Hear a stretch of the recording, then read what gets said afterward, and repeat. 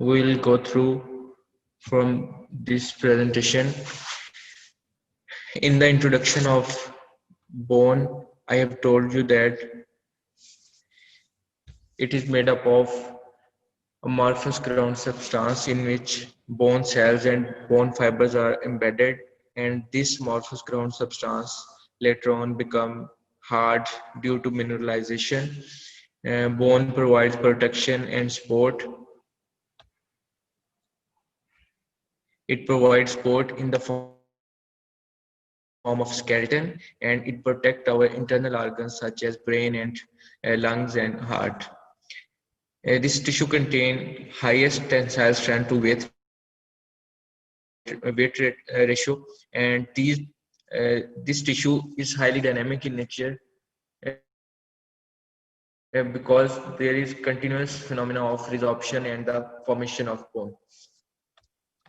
This phenomena is important for the metabolic function. Whenever there is a depletion of ions and minerals in your bloodstream, bones start to resorb, or you can say dissolve, and start to liberate calcium in your bloodstream. And whenever there is surplus calcium present in bloodstream, a new bone formation and mineralization will occur. In the bone tissue, there can be three type of cells present. First one is the osteoblast cells. These are the young cells of the bone, and these cells actively form new bone and are involved in the mineralization of the bone. And their shape varies from squamous to columnar, and these cells are present in the growing edges of the bone. These cells deposit osteoid, which is the organic part of ground substance, and it is made up of collagen fiber type 1 and proteoglycan. And the most important proteoglycan present in the bone is osteonectin. And osteonectin is a chemical which regulate the activity of osteoblast and osteocyte cells.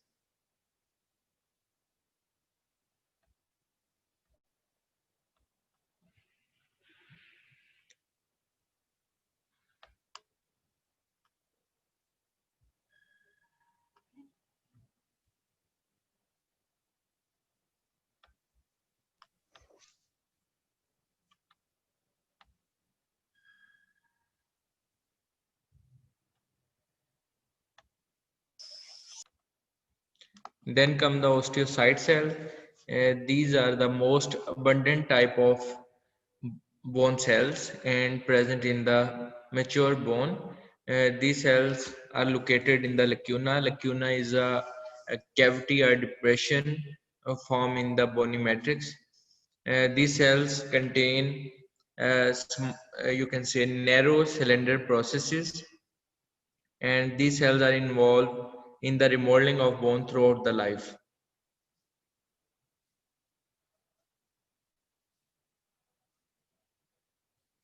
Please wait a second.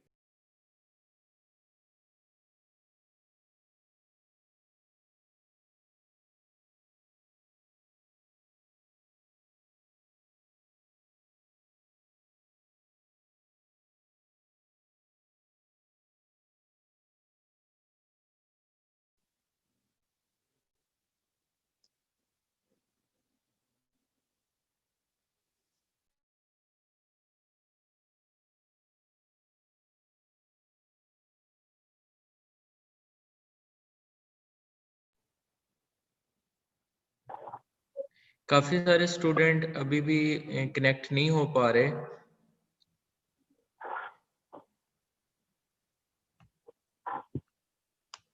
Maybe there is some internet problem.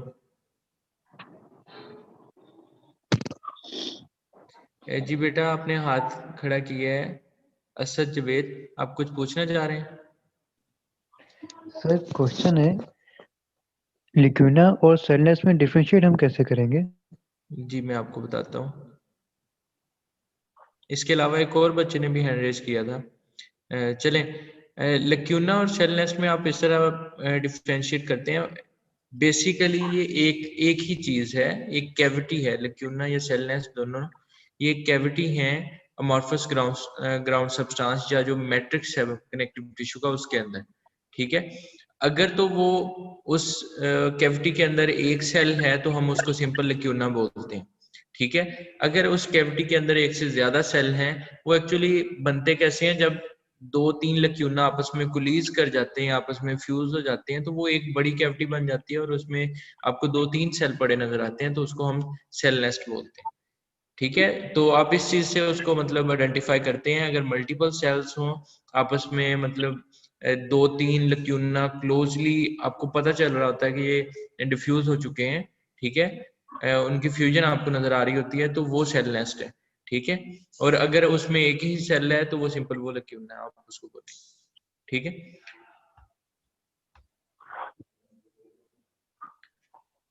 Then come the osteoclast cells. These are the macrophages of the bone, mean these cells are involved in the digestion of the bone. Uh, Osteoclast cells are not actually macrophage because they don't eat the bone, rather they are involved in the digestion of the bone. These are large multinucleated cells. These cells contain 15 to 30 nuclei per cells. Their diameter varies from 40 to 100 picometer. These cells are involved in the resorption of the bone.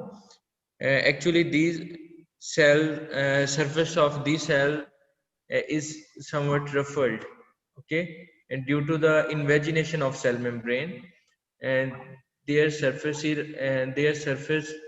uneven, and these cells also produce digestive enzyme. So the collective action of digestive enzyme and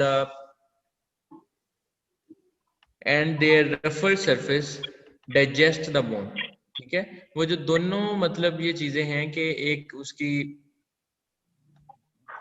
एक एक minute, ये बच्चे अभी तक add हो रहे हैं, बार बार disturbance होती। तो ये दोनों चीजें, एक तो उसका मतलब जो, बेटा ये अपने माइक बंद कर लिया करें, जब आपको जरूरत नहीं होती काइंडली माइक बंद कर लिया करें।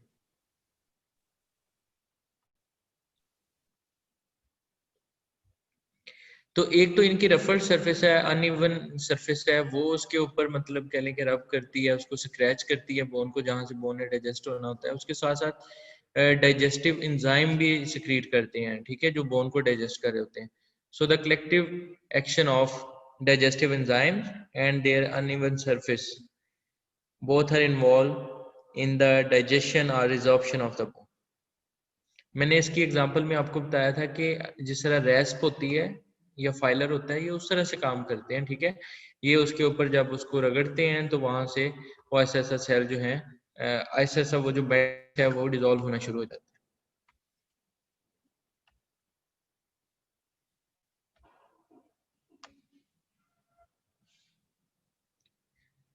आप लोगों को कर्सर नजर आ रहा है इस वक्त, माउस नजर आ रहा है? यस सर आ रहा है। जी। तो इसमें बेटा देखें आप लोग, यहाँ पे ये जो दोनों हिस्टोग्राफ हैं उसके अंदर आपको स्पॉन्जी बोन नजर आ रही हैं। तो पर्पस जो मेनली था इस हिस्टोग्राफ का या माइक्रोग्राफ का, वो था कि आपको सारे सेल्स दिखाने हैं, ठीक है।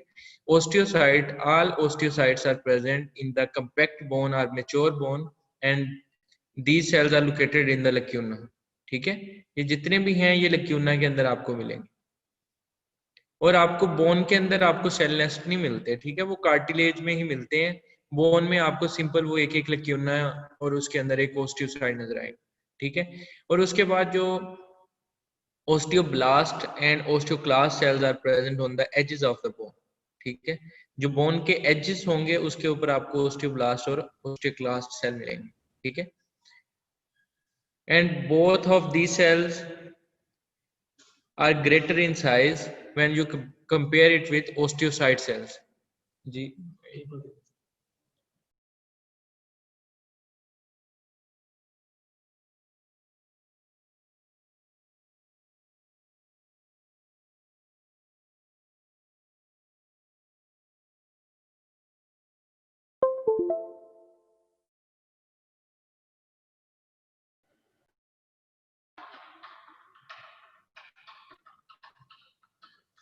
अच्छा, जो ये ओस्टियोसाइट सेल्स हैं और ओस्टियोब्लास्ट सेल्स हैं, दोनों का साइज बड़ा होता है जब आप इनको कंपेयर करते हैं ओस्टियोसाइट सेल से।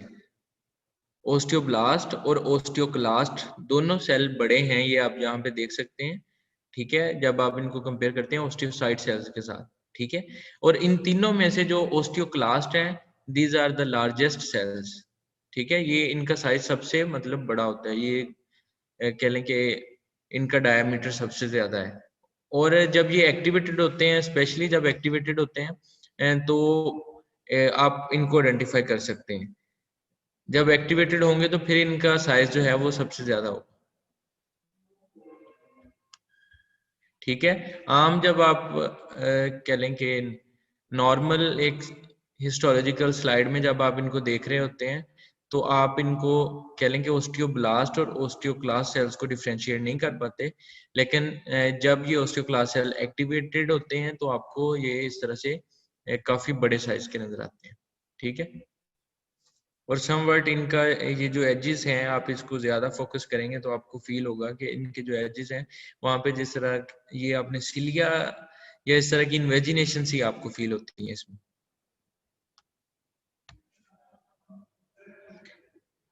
Then in bone matrix, there are two portion of bone matrix. One is in inorganic and second one is the organic. Organic matrix is formed with the osteoid, that is further you can say formed by collagen fiber type 1 and proteoglycan, and inorganic component will be formed by the hydroxyapatite crystals, ठीक है। और ये जो hydroxy apatite crystals हैं, ये बनी होती हैं कैल्शियम फास्फोरस वगैरह की, ठीक है, मिनरल्स से ये बनती हैं। और ये बिल्कुल माइक्रो कह लें कि आपको नीडल लाइक इनकी मॉर्फोलॉजी नजर आती है, ठीक है। अगर आप इनको उसके अंदर आप इलेक्ट्रॉन माइक्रोस्कोपी करते हैं तो आपको ये बिल्कुल नीडल लाइक इनका स्ट्रक्चर नजर आएगा, ठीक है। उसके बाद मैक्रोस्कोपिक या एनाटॉमिकल स्ट्रक्चर मैंने आपको बताया था कि in long bone there are 3 parts, epiphysis, that is extremities of the bone, then metaphysis is the neck of bone and diaphysis is the shaft of bone, ठीक है। जो सेंट्रल पार्ट है वो जो एक मतलब ब्रॉड शेप आपको शेफ्ट नजर आती है वो डायाफाइजिस होती है। और आपको जो उसकी एक्सट्रीमिटीज हैं जिस तरह हेड है बोन का, तो वो एपिफाइजिस है। और मेटाफाइजिस वो है जो उसका नेक का एरिया बनता है, जहाँ पे कह लें कि एपिफाइजिस और डायाफाइजिस आपस में जुड़ रहे हैं। अच्छा, अभी मैसेज आया बच्चे का कि कुछ स्टूडेंट वेट करें, तो बेटा जो स्टूडेंट वेट कर रहे हैं उन्हें काइंडली कहें कि वो अपने आप को प्रॉपर, ये 2 बच्चे वेट कर रहे हैं और दोनों ने अपना रोल नंबर कंप्लीट नहीं लिखा हुआ, ठीक है, वो अपना proper CMS number complete enter करके आ जाएं तो फिर मैं उनको एंटर कर लेता हूँ।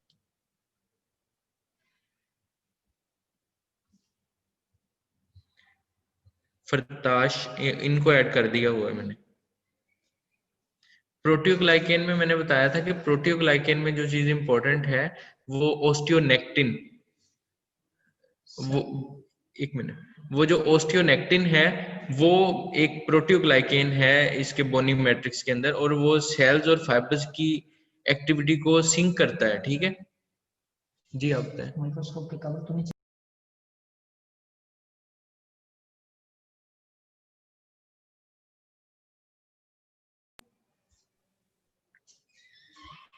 अच्छा, उसके अलावा मैंने मतलब ये लास्ट क्लास में भी चीजें डिस्कस हुई हैं कि 2 लेयर्स होती हैं बोन के अंदर, periosteum and endosteum. Periosteum is a fibrous layer wrapped around a bone and endosteum will be present toward the bone marrow cavity, ठीक है, उसकी जो कैविटी की तरफ है। and both of these layers further contain 2 layers, the layer present toward the surface will be fibrous layer and the layer present toward the wall of bone will be cellular or osteogenic layer, ठीक है। जो उसकी wall की तरफ कह लें कि face कर रही होगी लेयर, उसको हम ओस्टियोजेनिक लेयर बोलते हैं, उसके अंदर ओस्टियोब्लास्ट सेल्स होते हैं, ठीक है, और जो बाहर वाली लेयर होगी वो फाइब्रस लेयर होगी। और इसी तरह जो बोन है ये दो तरह की हो सकती हैं, स्पॉन्जी बोन और कंपैक्ट बोन। ठीक है, स्पॉन्जी बोन में आपको कह लें कि स्पेसेस नजर आती हैं, यहाँ पे देखें। ठीक है,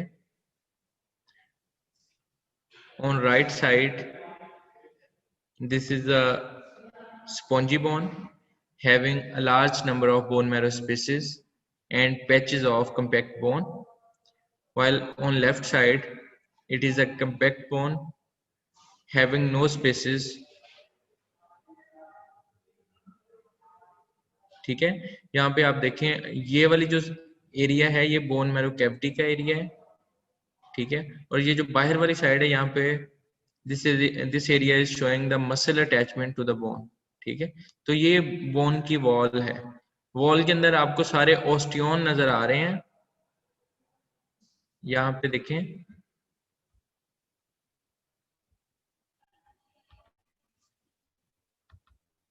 यहाँ पे देखें आपको सारे ओस्टियोन नजर आ रहे हैं जो इसके बिल्डिंग ब्लॉक्स होते हैं। ठीक है, अभी हम नेक्स्ट स्लाइड में इसका पढ़ेंगे कि ये जो राउंडेड से स्ट्रक्चर आपको नजर आ रहे हैं ये ओस्टियोन है। These are the structural unit of compact bone। ठीक है, और इसके अंदर आपको स्पेसेस नजर आ रही हैं सारी। In the microstructure or histological structure, you can observe the outer circumferential lamella, inner circumferential lamella, then the structural unit of compact bone, that is osteon or Haversian system, which will be made up of Haversian canal or central canal, then perforating canal or Volkmann canal, and there will be an imaginary line between two osteon. That line is known as cement line, and then concentric lamella and interstitial lamella. Look at here, it is showing this schematic picture is showing the histological or microscopic structure of bone. The outermost layer of the bone is known as periosteum. It will have further two layers. The outer layer will be fibrous layer and inner layer will be osteogenic layer or cellular layer. Similarly, the innermost surface of bone facing toward the bone marrow cavity is known as endosteum. It will also composed of two layers.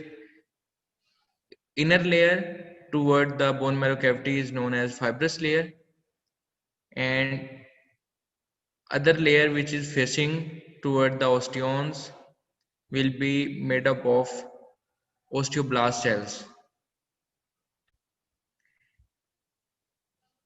And the whole thickness of bone will be made up of a large number of osteons. This is the structural unit of bone. In each osteon, there will be a central canal or Haversian canal containing a nerve section, an artery, a vein and a lymph vessel. ठीक है, ये चार structure जो उसकी central canal के अंदर होंगे। And just around a central canal there will be concentric lamella.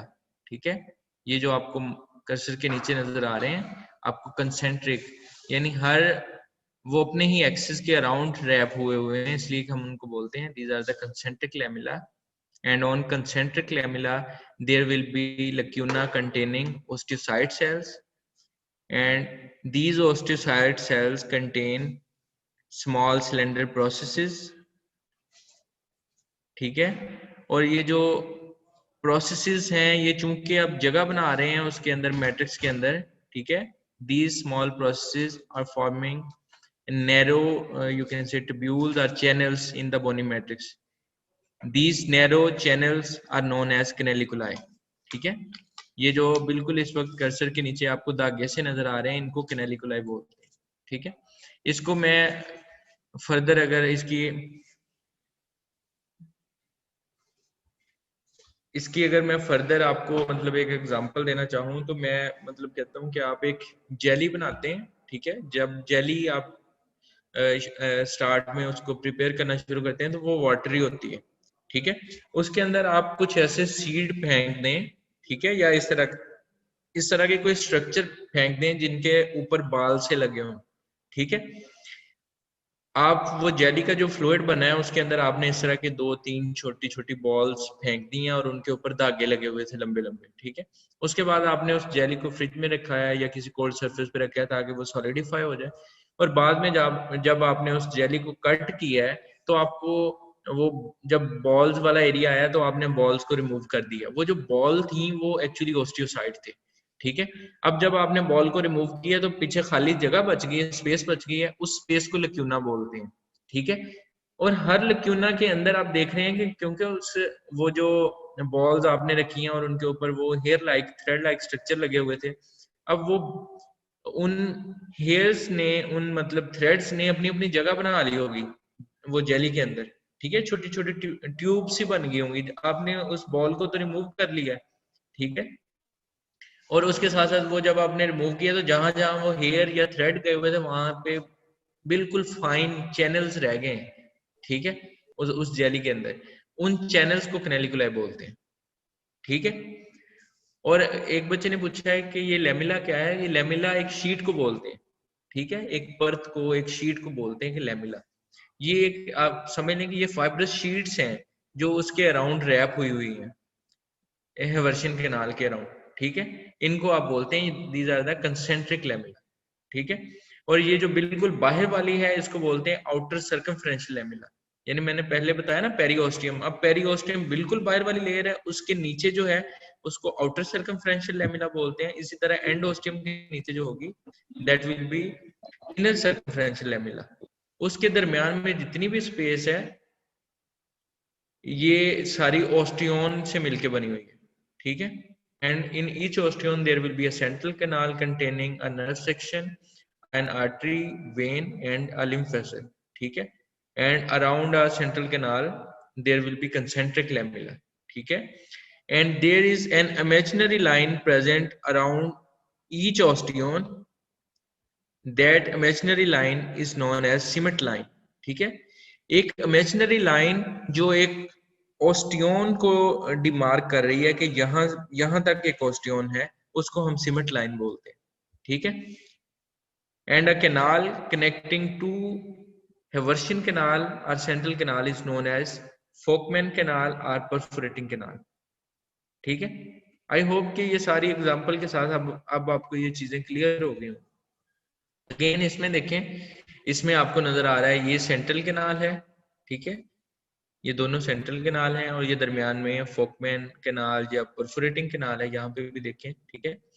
ये बिल्कुल आउटर सर्कमफ्रेंशियल लेमिला है, ये इधर इनर सर्कमफ्रेंशियल लेमिला होगा, और उसके नीचे ये एंडोस्टियम है, ठीक है। This surface is facing the bone marrow cavity and the whole thickness of bone is made up of a large number of osteon, ठीक है। Here you can see the concentric lamella, ठीक है। आप देख सकते हैं कि ये 3-4 लेवल पे आपको concentric lamella नजर आ रहे हैं, ठीक है। And that is central canal और हेवर्शियन कैनाल, ठीक है। आई थिंक अब आपको ये चीजें क्लियर होती जा रही हैं। And in on each circumferential lamella there are osteocytes present having cylinder processes, and the presence of these narrow cylinder processes form tube-like structure which is known as canaliculi.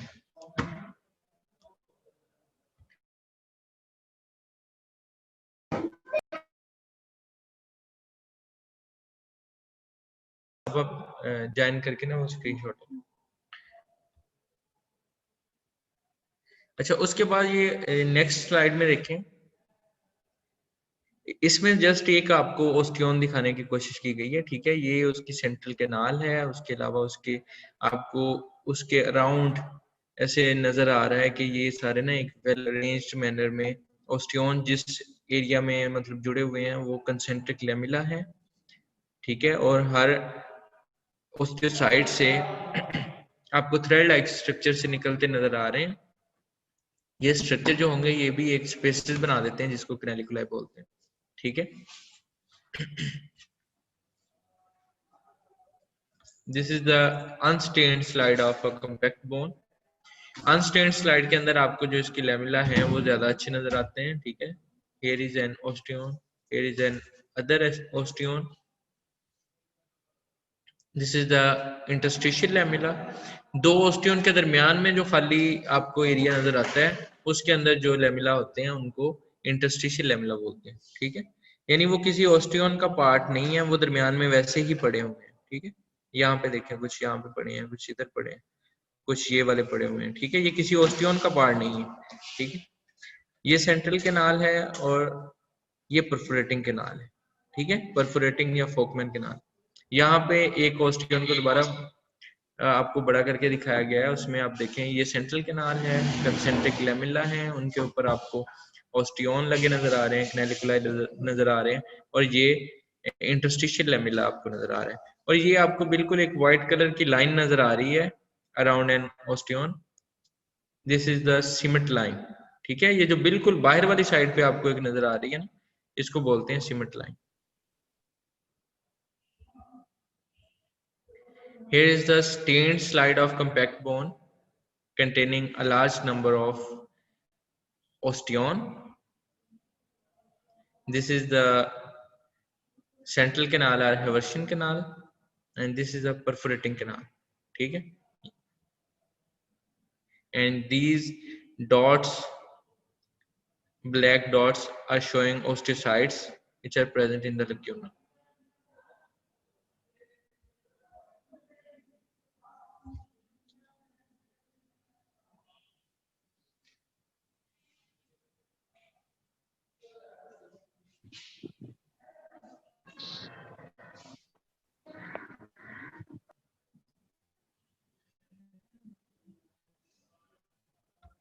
अच्छा, ये आप देखें कि ये सीमेंट लाइन है, ये बिल्कुल बाहर आपको व्हाइटिश सी लाइन नजर आ रही है।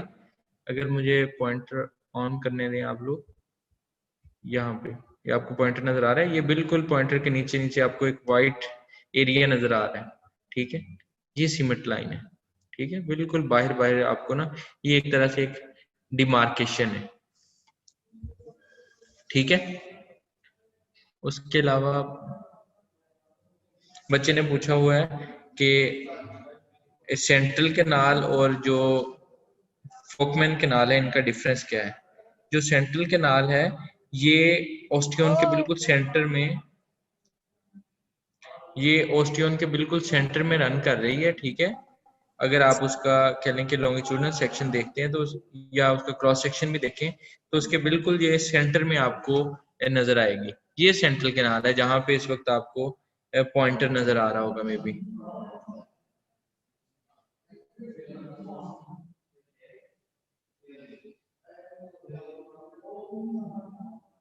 ठीक है। ये बिल्कुल जो ये पढ़ाने है, ये जो बिल्कुल बेटा ये अपने हेडफोन बंद करें,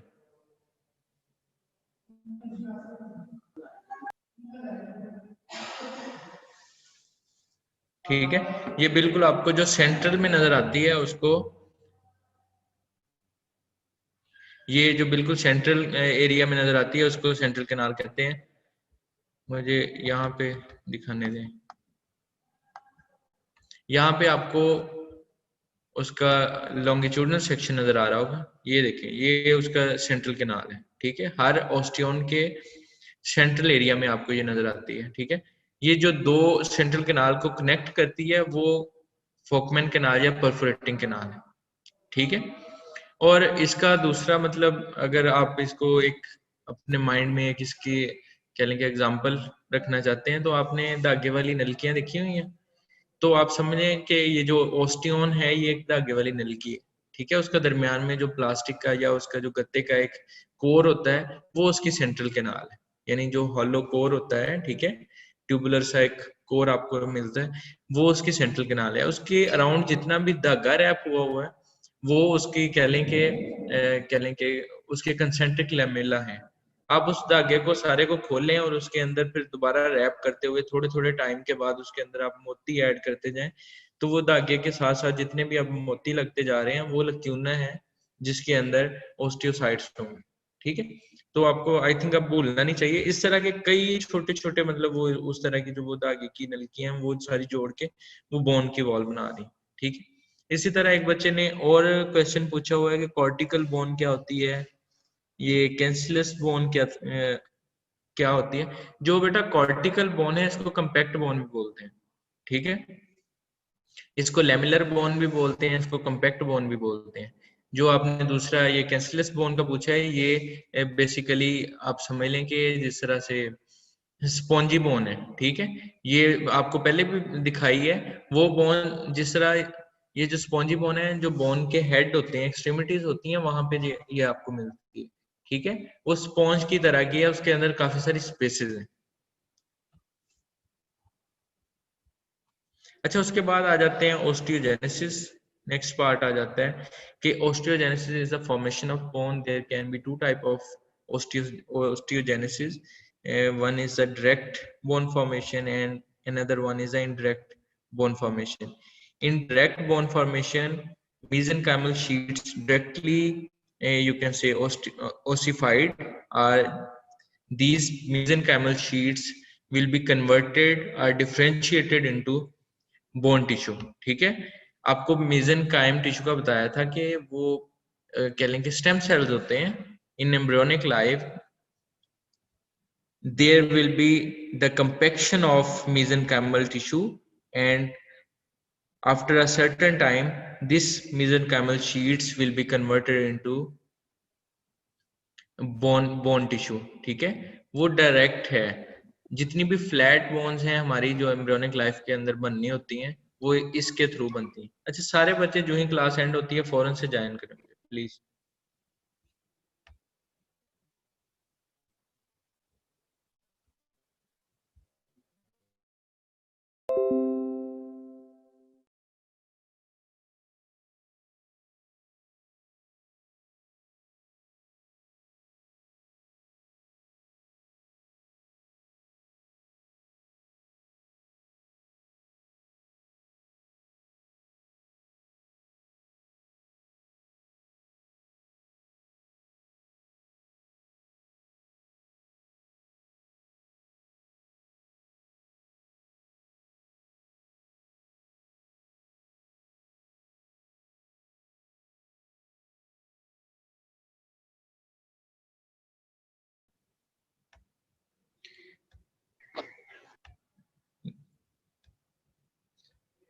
There is two type of ossification: intramembranous ossification, which is also known as direct ossification. Another type is endochondral ossification, in which first mesenchyme tissue will be converted into a cartilage, which later on will be replaced by a bone tissue. ठीक है, intramembranous ossification में there is a formation of compact sheet with mesenchyme tissue, and after a certain time these mesenchymal sheets will be differentiated into bony tissue. ठीक है, and in endochondral ossification first these mesenchyme tissue will be converted to the bone, which will be later on replaced by bone tissue. One can see different zone present in the endochondral ossification. First is a zone of reserve or resting cartilage.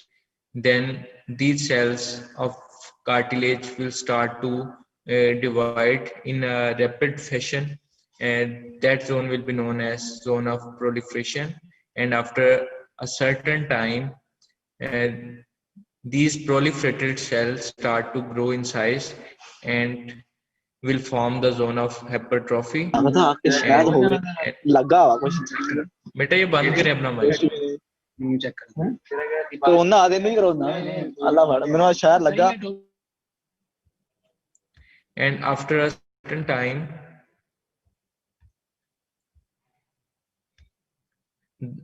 these hypertrophic cells start to die and just you can say leave a empty space behind. And osteoclast cells, बेटा ये आप निशान नहीं लगाएं यहाँ पे,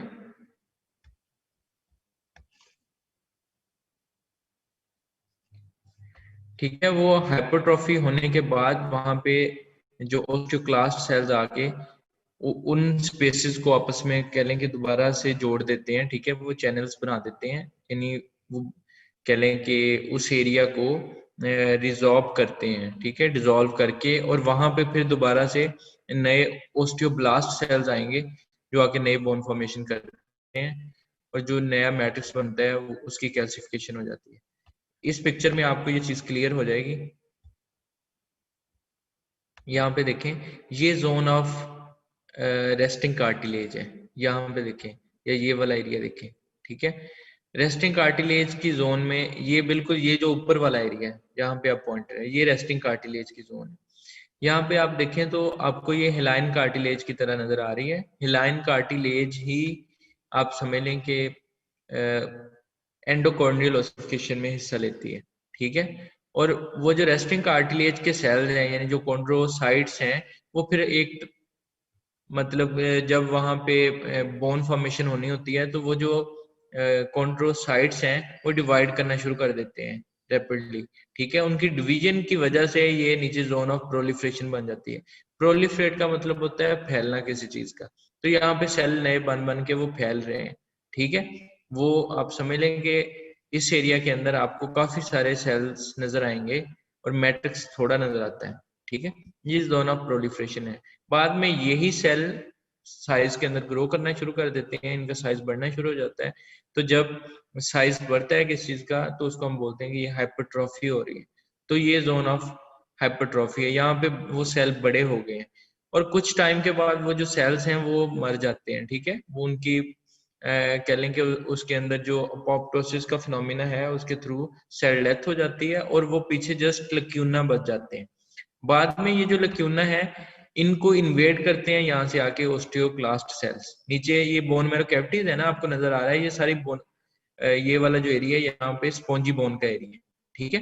तो यहाँ से ओस्टियोक्लास्ट सेल्स आके इन स्पेसेस को इन्वेड करते हैं और ये जिस तरह से स्पॉन्जी बोन के अंदर स्पेसेस होती हैं वैसे स्पेसेस से बनना शुरू हो जाती हैं और इन स्पेसेस के साथ आके फिर ओस्टियोब्लास्ट सेल लग जाते हैं और ओस्टियोब्लास्ट सेल्स नया कार्टिलेज का मैट्रिक्स बोन का मैट्रिक्स प्रोड्यूस करते हैं, ठीक है, जो बाद में मिनरलाइज होके हार्ड हो जाता है। और ये सारा एरिया जो जोन ऑफ कैल्सिफिकेशन और जोन ऑफ ओसिफिकेशन में दिखाया गया है, ये नया मैट्रिक्स प्रोड्यूस हुआ है साथ साथ और वो बाद में मिनरलाइज हो गया।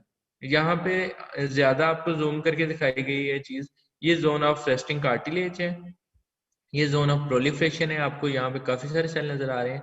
यहाँ पे अगर आप देखें तो ये जोन ऑफ हाइपरट्रॉफी है, सेल बड़े हो रहे हैं यहाँ पे, ठीक है। ये देखें यहाँ पे ये हाइपरट्रॉफी हो गई है। उसके बाद ये नीचे आपको बोन मैरो स्पेसिस भी साथ नजर आ रही हैं। यहाँ से ओस्टियोक्लास्ट सेल आके इन लक्यूना को वाली जो स्पेसिस है इनको आपस में मिलाते हैं और उसके साथ साथ नए ओस्टियोब्लास्ट सेल आके यहाँ पे नई बोन बना देते हैं, ठीक है, मैट्रिक्स प्रोड्यूस करते हैं जो बाद में कैल्शियम डिपोजिशन की वजह से वो हार्ड हो जाता है, ठीक है।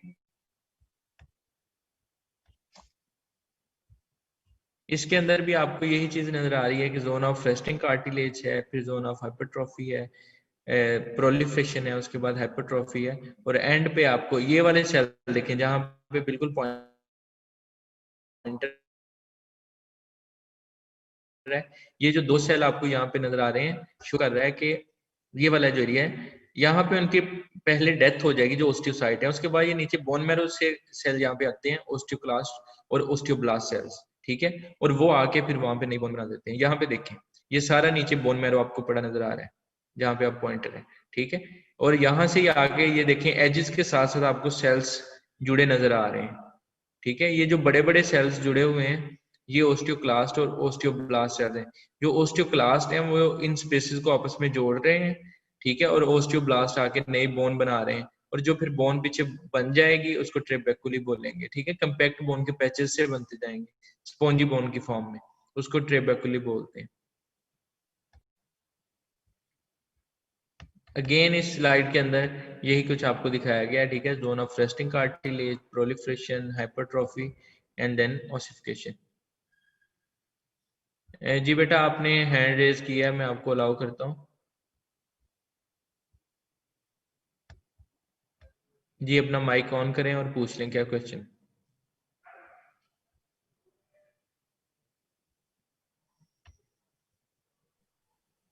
एक्सक्यूज सर, मैंने ये पूछना था कि जो ऑस्टियोक्लास्ट्स होते हैं ये जी जी बोन को फर्निश करते हैं जब बोन दोबारा रिपेयर होती है, तो क्या जिधर से बोन फ्रैक्चर हुई होती है वो दोबारा अपनी स्ट्रेंथ गेन कर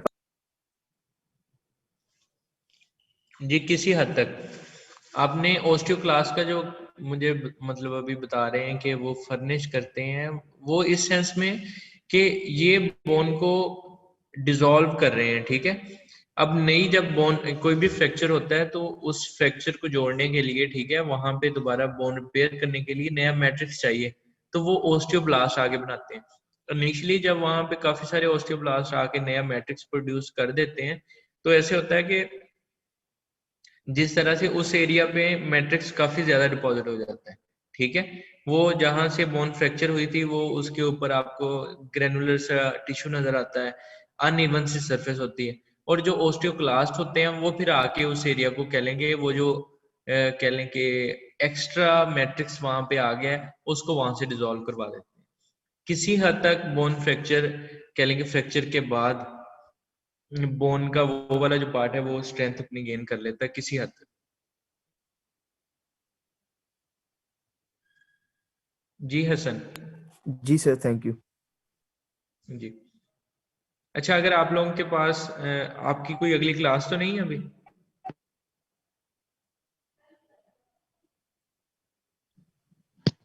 नो सर, अभी कोई क्लास नहीं है सर। मैंने एक क्वेश्चन पूछना था। जी पूछें आप एक दफा ना, ये सारे बच्चे जो क्वेश्चन आपके माइंड में है वो बेशक पूछ लें, उसके बाद हम अगला जो मस्कुलर टिश्यू है वो भी साथ ही पढ़ लेते हैं, फिर आपकी वो जो क्लास होनी है 12:40 पे वो नहीं होगी। सर वो मैंने पूछना था आपसे कि आप ये दोबारा से बता दें कि जो स्पेसिस हैं वो बाइंड कौन से सेल्स करते हैं, ऑस्टियोब्लास्ट या ऑस्टियोक्लास्ट? ओस्टियोक्लास्ट वो बाइंड नहीं कर रहे, मेरा कहने का मकसद था कि वो दोनों, वो जो काफी सारी स्पेसेस लक्यूना बचे हैं ना, जो जी कॉन्ड्रोसाइट थे बड़े हुए, वो तो मतलब उनकी डेथ हो गई है, तो पीछे सिर्फ लक्यूना खाली बच गया है। अब उन लक्यूना को आपस में जोड़ने के लिए उनके दरमियान में जो वॉल है उसको तोड़ना जरूरी है, ठीक है। तो उस वॉल को कौन से सेल तोड़ते हैं? वो आके ओस्टियोक्लास्ट तोड़ते हैं, ठीक है। ठीक वो है। और सर ओस्टियोक्लास्ट के अंदर डाइजेस्टिव एंजाइम है, वो उस लक्यूना के दरमियान में जो वॉल है उनको कह लें कि डिसॉल्व करवा देते हैं, और फिर वो खाली बड़ी स्पेस बन जाती है जो अल्टीमेटली नीचे बोन मैरो कैविटी के साथ जुड़ जाती है, और फिर बोन मैरो कैविटी से ओस्टियोब्लास्ट सेल्स वहां पे आते हैं और नया बोनी मैट्रिक्स प्रोड्यूस करते ठीक है। और सर ये एक बार ट्रेबेक्युले दोबारा से बता दें। हैं। ट्रिबेकुली जो होती है ये बेसिकली जो अब नई बोन बन रही है, ये स्पॉन्जी बोन में वापस आए, मैं आपको उस स्लाइड पे लेके आता हूँ। इसमें देखें, अब ये उसी तरह से मतलब बोन बनी है सारी, ठीक है, जो मैंने अभी सारा फिनोमिना बताया। तो जो ओस्टियोब्लास्ट थे उन्होंने कंपैक्ट वो मैट्रिक्स प्रोड्यूस करते गए और बाद में जो हार्ड होता गया, ठीक है, ये कंपैक्ट बोन के थोड़े थोड़े पैचेस से बन गए, इनको ट्रेबेकुली बोलते हैं, ठीक है। लेमिलर बोन के या कंपैक्ट बोन के, कॉर्टिकल बोन के ये कुछ पैचेस बन गए, ठीक है। ठीक है सर। हाँ जी, और किसी बच्चे का क्वेश्चन है तो पूछ लें, फिर मैं दोबारा क्लास एंड करके फिर स्टार्ट करूँ। सर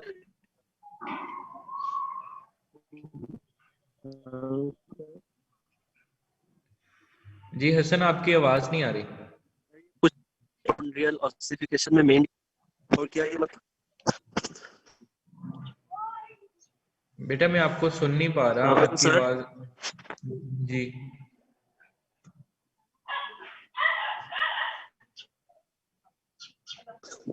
अस्सलाम वालेकुम सर। वालेकुम अस्सलाम। जी जी पूछें आप क्वेश्चन। सर सर ये पूछना था कि इंटरमेम्ब्रेनस ओसिफिकेशन और एंडोकॉन्ड्रियल में मेन डिफरेंस क्या है, और सर क्या ये एक ही बोन में सेम टाइम दोनों ओसिफिकेशंस होती हैं या जी, जो इंट्रामेम्ब्रेनस ओसिफिकेशन है ये बेसिकली एम्ब्रियोनिक लाइफ में होती है, और आपकी जो फ्लैट बोन है, जितनी भी बॉडी की फ्लैट बोन है, वो मोस्टली इंट्रामेम्ब्रेनस ओसिफिकेशन से बनती है। इंट्रामेम्ब्रेनस ओसिफिकेशन में मैंने बताया था आपको शुरू में जब कनेक्टिव टिश्यू का पढ़ा रहा था, तो मैंने बताया था कि हमारा जो mostly connective tissue embryonic life के अंदर वो मेसेनकाइम की फॉर्म में होता है, मेसेनकाइमल टिश्यू की फॉर्म में। तो सर्टन एरिया में जहां पे बोन बननी होती है, ठीक है, हम बात करें यहाँ जी अगर सर। स्कल की कोई बोन बननी है, तो वहां पे जाके ये जो मेसेनकाइम का टिश्यू है, ये वहां पे कंडेंस होना शुरू हो जाता है और मेम्ब्रेन सी बना देता है, ठीक है। इसलिए जी उसको सर। जी सर। इंट्रामेम्ब्रेनस ओसिफिकेशन भी बोलते हैं। वो मेम्ब्रेन फॉर्मेशन होती है मेसेनकाइम टिश्यू के कंडेंस होने से। बाद में वो सारा जो मेसेनकाइम है वो डिफरेंशिएट हो जाता है ये इसके अंदर, कह लें कि बोन टिश्यू के अंदर, ठीक है। वो जो जी सर। मेसेनकाइमल जी सर। मेसेनकाइमल सेल है वो ओस्टियोब्लास्ट के अंदर कन्वर्ट हो जाते हैं और वो बोन मैट्रिक्स जी बना सर। देते हैं, ठीक है। जो जी सर। एंडोकॉन्ड्रियल ओसिफिकेशन है, इसमें वो जो मेसेनकाइम है वो पहले यानी एम्ब्रियोनिक लाइफ के अंदर वो इनिशियली कार्टिलेज में बना था, ठीक है। बेटा ये बंद करें अपना माइक। वो पहले कार्टिलेज में कन्वर्ट हुआ था, बाद में लेटर ऑन जब जरूरत वहां पे आई है, तो वो कार्टिलेज फिर ऐसा ऐसा कन्वर्ट हो गई है बोन के अंदर। वो कैसे हुई है वो मैंने आपको डिफरेंट जोन दिखा के बता दिए। एक तो ये है कि कुछ बोन मतलब बनी ही पहले कार्टिलेज होती है, बाद में वो कन्वर्ट हो जाती है। दूसरी बात ये है कि आपकी, मैंने बताया था कि आपकी जो हाइट इंक्रीज होती है, बोन की जो लेंथ इंक्रीज होती है, वो भी इसी फिनोमिना के थ्रू होती है।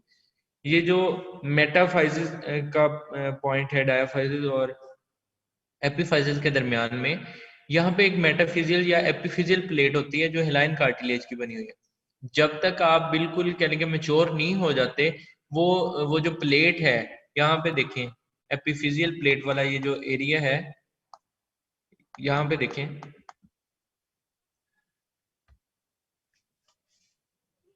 यहाँ पे देखें, ये जो एपिफिजियल प्लेट वाला ये एरिया है, जो ये कार्टिलेज का बना होता है। जब तक आप मेच्योर नहीं होते, तो वो कार्टिलेज एक्टिवेट होती है, मतलब एक्टिव रहती है, और वो ऐसा ऐसा कन्वर्ट होती रहती है बोन के अंदर, और ये नीचे स्पॉन्जी बोन के साथ वो जुड़ती रहती है, ठीक है। जब आप एक सर्टन एज कह लेंगे गेन कर लेते हैं, एक सर्टन एज में पहुंच जाते हैं, तो ये जो एपिफिजियल प्लेट है ये यहाँ से डिमिनिश हो जाती है, और यहाँ पे जस्ट एक एपिफिजियल स्कार रह जाता है, ठीक है। उसके बाद आपकी बोन की जो लेंथ है वो फर्दर इंक्रीज नहीं हो सकती, ठीक है। क्लियर हुआ बात?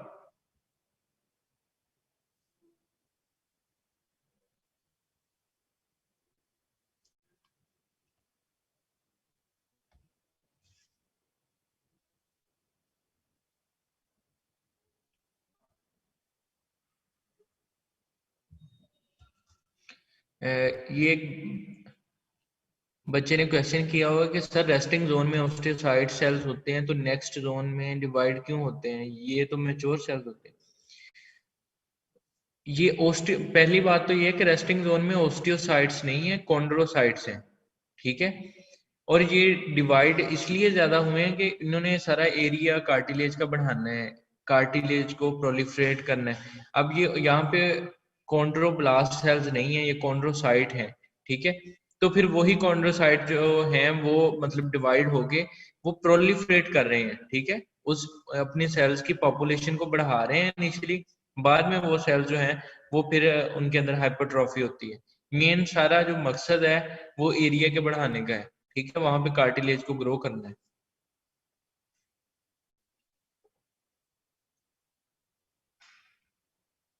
बेटा जो स्पॉन्जी बोन है उसको कैंसरस बोन बोलते हैं।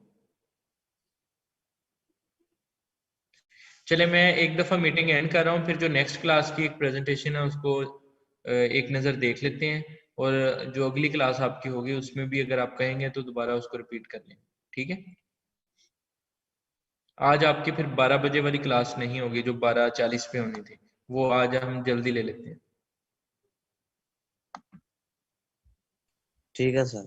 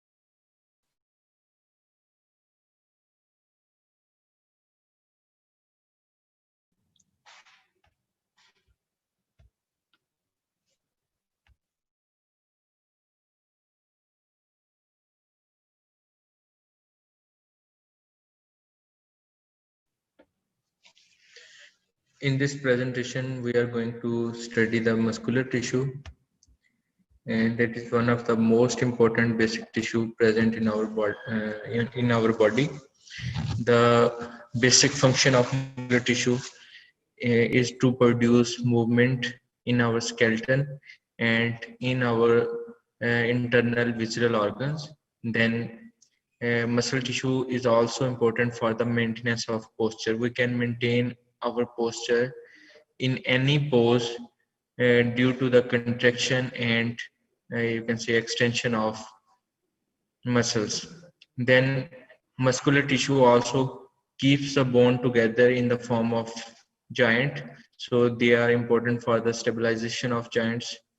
Then muscular tissue, especially the skeletal muscle, are important for the heat generation. The typical example of heat generation is the phenomena of shivering. In shivering, there is continuous contraction of skeletal muscle, and as a result, there is a production of heat.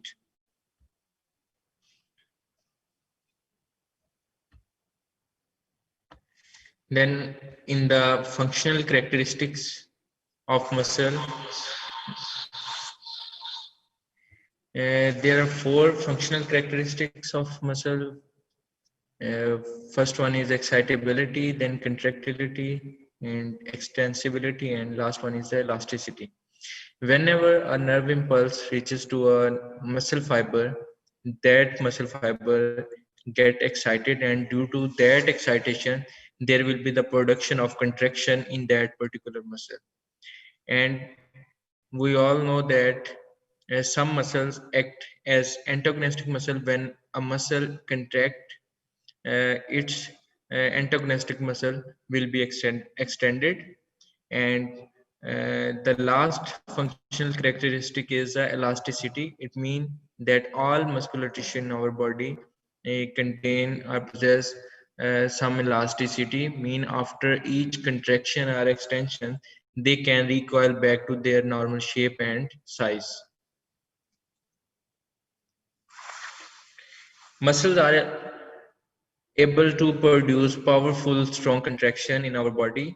Muscular tissue is present in 3 basic areas of the body, like the smooth muscles present in our hollow organs, in the wall of hollow organs, such as esophagus, trachea, and digestive tract.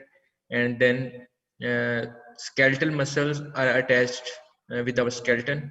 And last one is the cardiac muscle.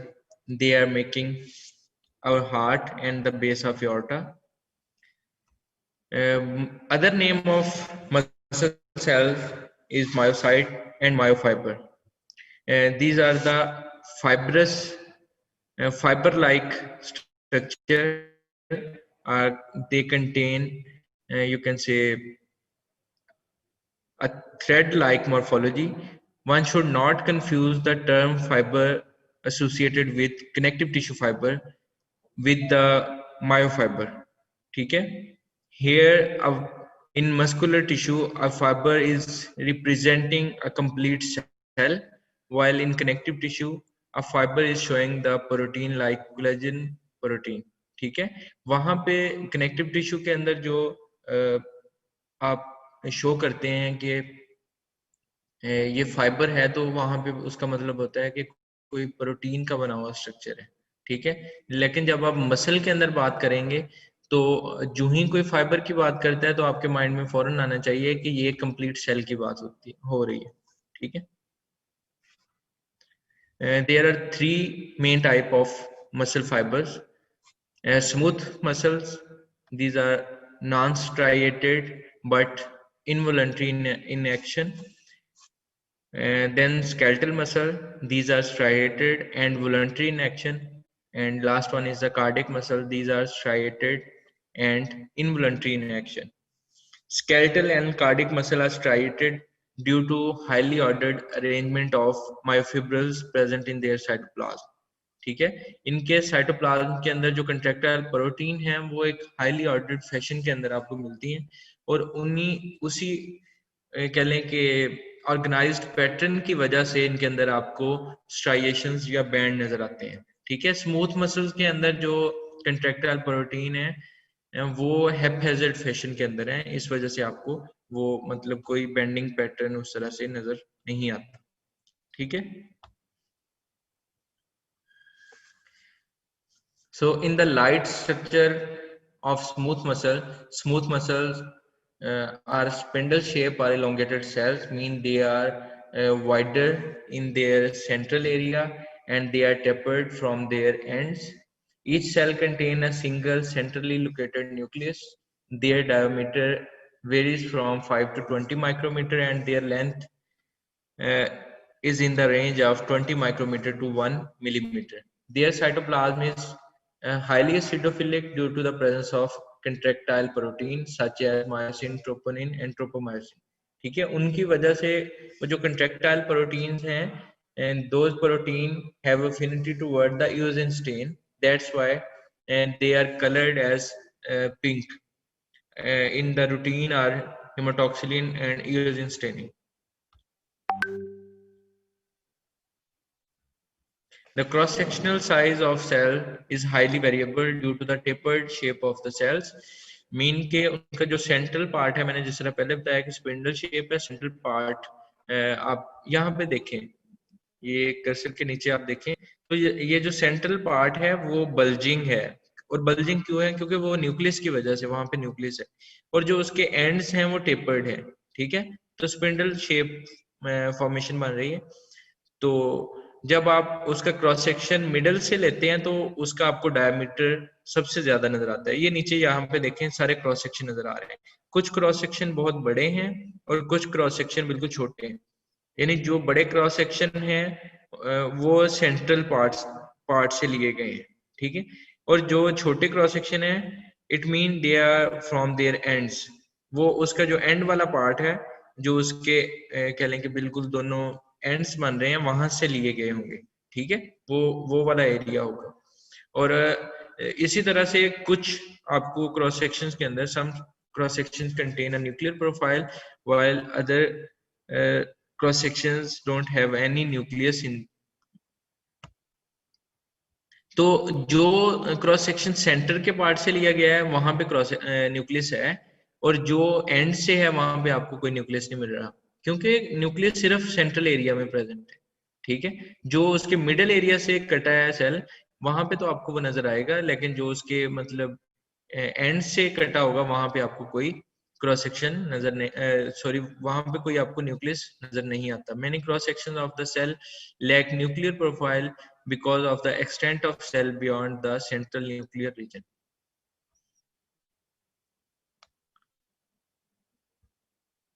In the fine structure or in the electron micrograph, you can see the thick and thin myofilaments are not arranged in a highly ordered fashion as in striated muscles. So there will be no band formation. A dense body and the cell membrane in smooth muscle cells act as an anchoring site. ठीक है, skeletal muscle के अंदर आपको जी line नजर आती है, smooth muscle के अंदर आपको उस तरह का कोई स्ट्रक्चर नजर नहीं आता। तो सारे जो मायोफिलामेंट्स हैं वो या तो सेल मेम्ब्रेन के साथ या फिर उसके अंदर जो डेंस बॉडीज होती हैं उनके साथ वो मतलब अटैच होते हैं। Then come the skeletal muscle in the light microscopic structure. These are elongated thread-like cells. Their diameter is in the range of 10 to 110 micrometer and their length is up to 50 centimeter. ठीक है, तो ये सबसे lengthy हैं fibre जो अगर हम तीनों फाइबर्स की बात करें, स्केलेटल के जो फाइबर हैं, स्मूथ के फाइबर हैं या कार्डियक के फाइबर हैं, तो these are the longest muscle cells. Their nucleus is present on the periphery because the central area of the cell is occupied by the bundle of myofilaments. ठीक है, जो central area है यहाँ पे सारा देखें, ये क्रॉस सेक्शन आपको नजर आ रहे हैं बेटा, ये क्रॉस सेक्शन है. तो यहाँ पे देखें सेंट्रल सारा जो एरिया है वो वहां पे आपको ये कुछ डॉटेड सी चीजें नजर आ रही हैं. ऐसे लग रहा है कि जिस तरह से ना छोटे छोटे कोई सैकड़ों डॉट लगे हुए हैं. वो जो डॉट हैं, हर डॉट जो वो मायोफिलामेंट को शो कर रहे हैं. ठीक है, अब सेंटर में ये बंडल बना हुआ है सारा.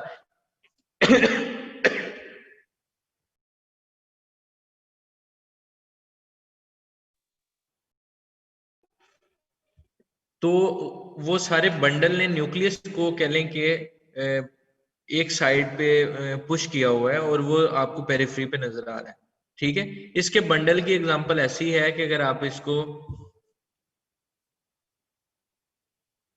इसकी एग्जांपल ऐसी है, आप ऐसे समझ लें कि आपके पास ना काफी सारे जो आप पेंसिल्स इकट्ठी कर लें. ठीक है, और हर एक पेंसिल जो है वो उसको आप कंसीडर करें कि वो एक मायोफिलामेंट है, यानी एक कंट्रैक्टाइल प्रोटीन का थ्रेड है. ठीक है, उन सबको आपने इकट्ठा करके एक बंडल बना लिया बड़ा. ठीक है, अब वो सारे जो बंडल हैं वो इसके साइटोप्लाज्म के अंदर वो बंडल बड़े एक ऑर्गेनाइज्ड फैशन के अंदर है, और जो फिर न्यूक्लियस था वो बाहर की तरफ चला गया. ठीक है, आपने काफी सारी पेंसिल्स ली हैं, वो मायोफिब्रल्स हैं. ठीक है, यानी जो कंट्रैक्टाइल प्रोटीन से बने हुए हैं. आपने सारी पेंसिल्स को इकट्ठा करके कोई 15-20 पेंसिल आप लें, उनका एक बंडल बनाएं और उसके ऊपर आप ना एक प्लास्टिक की शीट रैप कर दें. ठीक है, जब आप शीट रैप कर रहे हो तो आप 1, 2, 3 पत्थर लेके बंडल के साइड पे रख दें. ठीक है, अब इसको हम सारे को अगर आप कंपेयर करें तो जो वो पेंसिल्स हैं वो एक तरह से मायोफिब्रल हैं, जो आपने पत्थर रखा है शीट के नीचे वो इसके न्यूक्लियस हैं. ये मल्टी न्यूक्लिएटेड सेल्स हैं जो ये स्केलेटल मसल है. ठीक है, इसके अंदर मोर देन 1 न्यूक्लियस प्रेजेंट होते हैं, और जो बाहर आपने शीट रैप की है वो इसकी सेल मेम्ब्रेन है. अच्छा, जिस तरह से हम किडनी की बात कर रहे होते हैं तो हम नेफ्रो का वर्ड यूज करते हैं. ठीक है, बोन की बात करते हैं तो ऑस्टियो का वर्ड यूज करते हैं. इसी तरह से जब आपने कभी इसका जिक्र करते हैं ना, ये स्केलेटल मसल मस्कुलर टिश्यू का कहीं भी जिक्र होता है तो आप वर्ड सार्को यूज करते हैं. So the cell membrane of the muscle tissue is known as, और muscle cell is known as sarcolemma. ठीक है, जिस तरह वो प्लाज्मा लेमा आप बोलते हैं आम किसी भी सेल के लिए, सेल मेम्ब्रेन को आप बोलते हैं प्लाज्मा लेमा, तो इसके अंदर आप उसको बोलेंगे सार्कोलेमा. ठीक है, इसी तरह से जो एंडोप्लाज्मिक रेटिकुलम होता है उसको हम इसके अंदर बोलेंगे सार्कोप्लाज्मिक रेटिकुलम. ठीक है, और जितने भी हम साइटोप्लाज्म की बात करेंगे तो यहाँ पे आप उसको सार्कोप्लाज्म बोल लेंगे. ठीक है, ये मतलब एक एडेड इंफॉर्मेशन है जो मैंने यहाँ पे आपको बतानी थी. ठीक है, in their longitudinal section striations are evident, and in their cross section cytoplasm is having the dotted appearance, and a nucleus will be present on the periphery. Individual myofibrils are made up of thick and thin myofilaments. ठीक है, ये thick और thin myofilaments की जो overlapping है, उनकी जो bonding है, उससे फिर एक myofibril बनता है. ठीक है,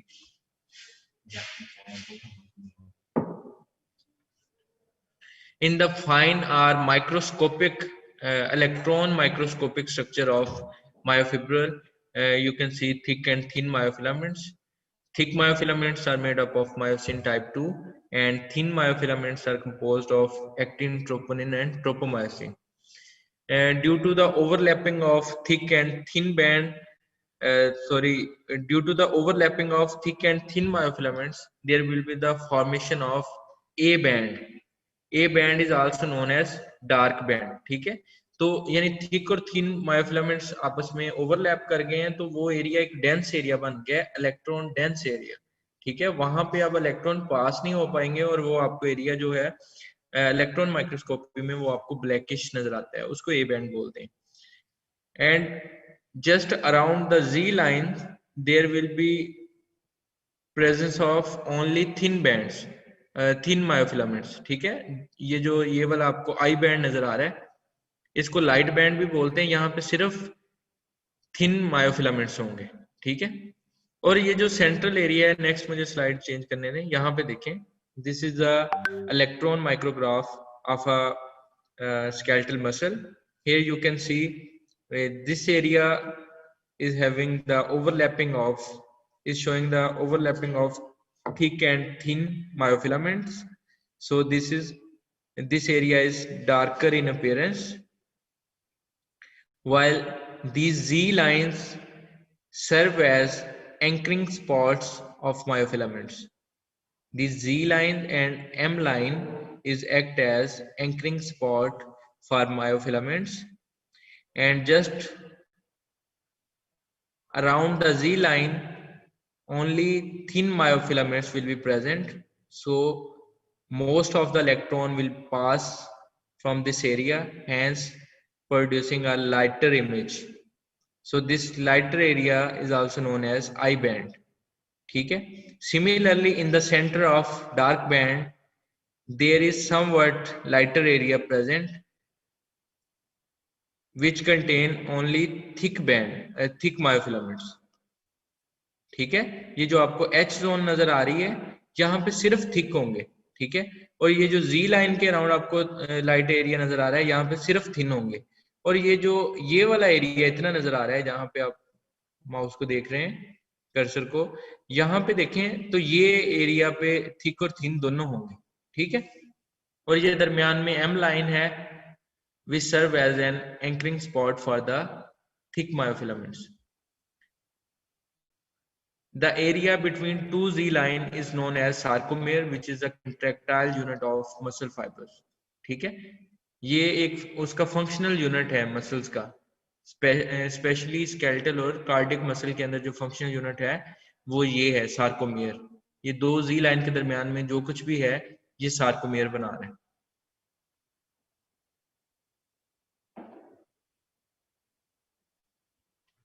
जी जरूर, मैं आपको ये रिपीट कर दूंगा सर। उसके बाद आते हैं जी cardiac muscle. In the light microscopic structure of cardiac muscle, the most prominent feature of cardiac muscle is the anastomosis and the bifurcation. Bifurcation mean the division of one fiber into two, ठीक है, ये bifurcation है। And when two fiber join together, this phenomena is known as anastomosis, ठीक है। यहाँ पे आप देखें, ये एक फाइबर है और ये नीचे से दूसरा फाइबर है, दोनों मिलके ये एक ही बना रहे हैं बाद में। This is the anastomosis.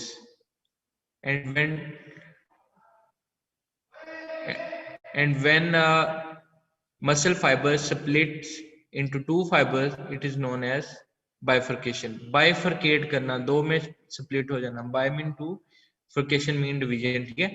तो आप बचपन में आप वो खेलते रहे हैं वो ये गुलेल के साथ, तो आपको पता है वो उसका जो मतलब दो शाखा है वो एक स्टिक होती है, ठीक है। तो वो बाइफर्केशन हुई है, ठीक है। इसी तरह से जब दो चीजें जुड़ के आपस में एक बना देती हैं तो उसको एनास्टोमोसिस बोलते हैं। इसी तरह से एनास्टोमोसिस आप जब क्लिनिकल कोर्सेज पढ़ेंगे तो आपने एक सर्जरी पढ़नी है, एंड टू एंड एनास्टोमोसिस। उसमें ये करते हैं कि अगर आपके कोई डाइजेस्टिव ट्रैक्ट के अंदर कोई मतलब पार्ट में कोई इशू है तो वो उतने एरिया को रिमूव कर देते हैं। फॉर एग्जांपल इंटेस्टाइन का कोई पार्ट है तो उतने एरिया को रिमूव करके दोबारा से जो एंड्स हैं उनको आपस में जोड़ देते हैं, उसको हम एनास्टोमोसिस सर्जरी बोलते हैं, ठीक है। तो यानी वो दो चीजों का जोड़ के बाद में एक हो जाना, ठीक है। इसी तरह से अगर दो फाइबर्स जुड़ के एक बना रहे हैं तो वो एनास्टोमोसिस है, और अगर एक फाइबर स्प्लिट होके दो में तकसीम हो रहा है, that will be bifurcation. And these two features, bifurcation and anastomosis, are the prominent feature of cardiac muscle cells. There is also presence of dense intercalated discs, and these intercalated discs are formed due to the complex interdigitation of two cells, ठीक है। जहाँ पे two muscle fibers आपस में interdigitate करते हैं, एक दूसरे के साथ जुड़ जाते हैं, उसको हम intercalated disc बोलते हैं। Their diameter is around 15 micrometer and their length is in the range of 85 to 100 micrometer. Most of the time these cells contain a single nucleus, but sometime some cells contain two nucleus. ठीक है, mostly एक होता है लेकिन some time इसके अंदर दो हो जाते हैं.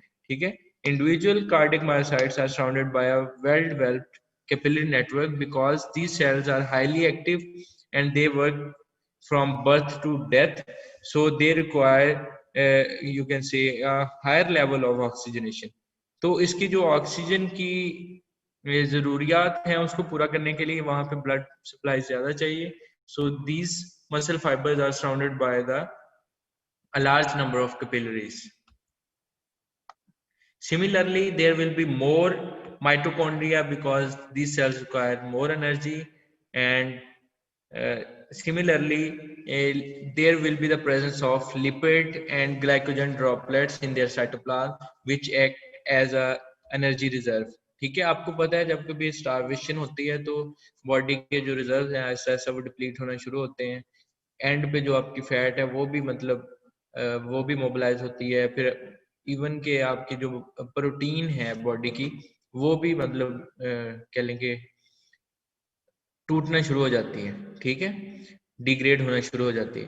तो जो आपके हार्ट के सेल्स हैं उन्होंने अपना एनर्जी रिजर्व रखा होता है. ठीक है, वो कोशिश करते हैं कि डेथ तक आखिरी टाइम तक अपने जो एनर्जी की रिक्वायरमेंट है उसको खुद पूरा करते रहें. ठीक है, तो मैक्सिमम वो उस चीज को इंश्योर करने के लिए उनके साइटोप्लाज्म में आपको लिपिड और ग्लाइकोजन के ड्रॉपलेट नजर आते हैं. आप उसका अगर फाइन स्ट्रक्चर देखें या कह लें कि उसको इलेक्ट्रॉन माइक्रोग्राफ के नीचे देखते हैं, इलेक्ट्रॉन माइक्रोस्कोपी में देखते हैं, तो वहां पे आपको सेम बेंडिंग पैटर्न मिलता है जो जैसा कि स्केलेटल मसल के अंदर होता है. ठीक है, सेम आपको सार्कोमियर और वही जी लाइन सारी चीजें मिलती हैं. एक ही डिफरेंस है, there will be the presence of dyad instead of triad. This dyad और triad is formed by the aggregation of, or you can say by the arrangement of sarcoplasmic reticulum along with the T-tubule. आपको मैंने Z lines बताई है ना, Z line जो मैंने बताया कि दो सार्कोमेयर के दरमियान में एक प्रोटीन का पार्ट है जो एक एंकरिंग साइट का काम कर रहा है. तो Z लाइन के साथ जो सेल मेम्ब्रेन होती है, ठीक है, जो सार्कोलिम है वो इन्वेजिनेट करती है और वो ट्यूब शेप स्ट्रक्चर बनाते हैं जिसको हम टी ट्यूब्यूल बोलते हैं या ट्रांसवर्स ट्यूब्यूल बोलते हैं. अब अगर तो ट्रांसवर्स ट्यूब्यूल की एक साइड पे सार्कोप्लाज्मिक रेटिकुलम है तो उसको हम डाइएड बोलेंगे. यानी वो दो चीजें हैं, एक तो टी ट्यूब्यूल है और दूसरी उसके साथ सार्कोप्लाज्मिक रेटिकुलम है. ठीक है, तो वो डाइएड है. अगर टी ट्यूब्यूल की दोनों साइडों पे आपको सार्कोप्लाज्मिक रेटिकुलम की मतलब स्ट्रक्चर नजर आता है तो वो तीन चीजें बन जाती हैं कि सेंटर में टी ट्यूब्यूल, लेफ्ट राइट दोनों साइड पे आपको सार्कोप्लाज्मिक रेटिकुलम नजर आता है जिसको हम ट्राइएड फिर बोलते हैं. ठीक है, और इनके अंदर जो प्रोमिनेंट फीचर आपको अल्ट्रा स्ट्रक्चर में भी नजर आएगा यानी इलेक्ट्रॉन माइक्रोस्कोपी में भी नजर आएगा, वो इनकी इंटरकलेटेड डिस्क है. ठीक है, वो क्यों बनती है? Intercalated disc is formed by the complex interdigitation of adjacent cells membrane. तो दो सेल मेम्ब्रेन आपस में कह लें कि फ्यूज हो जाती हैं, इंटरडिजिटेट करती हैं. ठीक है, उस वजह से वो एरिया आपको थिक नजर आता है. वो लाइट माइक्रोस्कोपी में भी आपको नजर आएगा. यहाँ पे देखें, ठीक है, यहाँ पे आपको ये जो लाइन नजर आ रही है, यहाँ पे दो सेल्स आपस में जुड़ रहे हैं. ठीक है, इसको हम इंटरकलेटेड डिस्क बोलते हैं. आज के लिए आपका यही लेक्चर था. एक बच्चे ने कहा था कि ये पहली मतलब जो स्लाइड्स हैं ये रिपीट कर दें. मैंने बताया था कि जो मसल टिश्यू के फंक्शंस हैं वो ये है कि एक तो वो आपकी बॉडी की मूवमेंट के लिए जरूरी है. ठीक है, आपकी बॉडी को के अंदर जितनी भी मूवमेंट प्रोड्यूस होती है, आपका स्केलेटन मूव कर रहा है, आपके ऑर्गन मूव मतलब उनकी जो मूवमेंट है, आपके विजुअल ऑर्गन्स के अंदर कोई मतलब थोड़ी बहुत मूवमेंट है, आपका डाइजेस्टिव ट्रैक्ट उसके अंदर कंटिन्यूस मूवमेंट होती है, तो वो सारी जो है वो मसल्स की वजह से. फिर आप अपना ये आप मतलब सेल्फियां बनाते हैं, अपनी तस्वीरें बनाते हैं, आप पोज बना रहे हैं, वो सारे जो पोज बन रहे हैं वो आपके मसल्स की कह लें कि एक अरेंज्ड कंट्रैक्शन और रिलैक्सेशन है. कुछ मसल कंट्रैक्ट कर रहे हैं, कुछ रिलैक्स कर रहे हैं, उससे आपके बॉडी का ना पोज बनता है. ठीक है, हमने सोना है, बैठना है, हमने खड़े होना है. ठीक है, वो सारे जो पोज है आपका वो उन मसल्स की वजह से। उसके बाद जॉइंट स्टेबलाइजेशन है, अगर मसल्स बॉडी में से निकाल दिए जाएं तो जो बोन है वो लैदा हो जाए, वो वहां पे मतलब ना रहे, ठीक है, वो जॉइंट आपस में जुड़ा ना रहे। तो ये इन जॉइंट्स को आपस में जोड़ के रखा हुआ है इन मसल्स ने, ठीक है। और उसके अलावा आखिरी था हीट जनरेशन। हीट जनरेशन में ये है कि आपके जो मसल्स हैं जब कंटिन्यूसली कंट्रैक्ट करते हैं, कंट्रैक्शन रिलैक्शन जब कभी भी होती है तो वहां पे हीट जनरेशन होती है, ठीक है। तो आपकी बॉडी की जो थर्मो रेगुलेशन के लिए भी ये मसल्स काम कर रहे हैं, ठीक है। उसके बाद एक बच्चे ने कहा 8th स्लाइड को रिपीट कर दें। अच्छा, इसमें मैंने बताया था कि अब जो हर मसल है, हर मसल जो है, अगर मैं यहाँ पे, अब मुझे ड्रा करने दें, अगर इधर यहाँ पे हर मसल इस तरह से है, जिस तरह ये स्क्वेमस एपिथेलियम आपको दिखाई दी ना, वैसा उसके जो एंड हैं वो बिल्कुल कह लें कि टेपर्ड हैं, और जो सेंट्रल पार्ट है आपको यहाँ पे नजर आ रहा होगा, ठीक है, इस तरह से है। अब अगर आप उसका क्रॉस सेक्शन सेंटर से लेते हैं तो आपको उसके अंदर ये न्यूक्लियस भी नजर आता है, और उसका जो डायमीटर है क्रॉस सेक्शन का वो काफी ज्यादा नजर आता है, यानी वो ब्रॉड क्रॉस सेक्शन एक नजर आएगा। अगर आप उसका क्रॉस सेक्शन यहाँ से लेते हैं तो आपको न्यूक्लियस भी नजर नहीं आएगा, और उसका जो कह लें कि डायमीटर है वो भी छोटा नजर आएगा। इस स्लाइड में ये बात कहने की कोशिश की थी मैंने।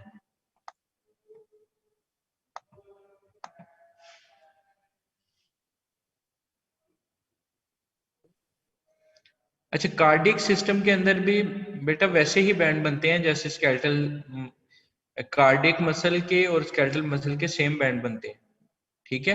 और बस एक ही डिफरेंस है कि वहां पे डाइएड और ट्राइएड का डिफरेंस है, कि अगर तो ये वाला जो एरिया है यहाँ पे, अब यहाँ पे मैं अगेन आपको ना ये ड्रा करके दिखा देता हूँ। ये जी लाइन के साथ सेल मेम्ब्रेन जो है वो इस तरह इन्वेजिनेट करती है और टी ट्यूब्यूल बनाती है, ठीक है, इस तरह से। अब अगर इस टी ट्यूब्यूल के साथ एक साइड पे एंडोप्लाज्मिक रेटिकुलम पड़ा है, ये सार्कोप्लाज्मिक रेटिकुलम मसल है ना, इसलिए सार्कोप्लाज्मिक रेटिकुलम बोलते हैं। अगर ये पड़ा है तो ये डाइएड है, दो स्ट्रक्चर है, ठीक है। अगर ये दोनों साइड पे पड़ा है तो ये ट्राइएड है, ठीक है। स्केलेटल मसल के अंदर आपको ये ट्राइएड मिलता है, और कार्डिक मसल के अंदर ये आपको डाइएड मिलता है। और आपको ये स्लाइड्स जो है ये मिल जाएंगे, मैं सेंड कर दूंगा, ठीक है। अगर आपका कोई और क्वेश्चन हो तो आप लोग मुझसे बाद में पूछ सकते हैं, ठीक है। चले, मैं फिर अब क्लास एंड कर रहा हूँ। अल्लाह हाफिज।